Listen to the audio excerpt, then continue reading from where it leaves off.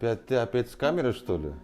Иним шнурокко келгем да карабайсыңбы? Брендовый кроссовкалар болгону 5000 рубльдан экен. Күн ысып кетти. Сапокторду чече элем, мага окшогон. Жыдып жүрө бербей.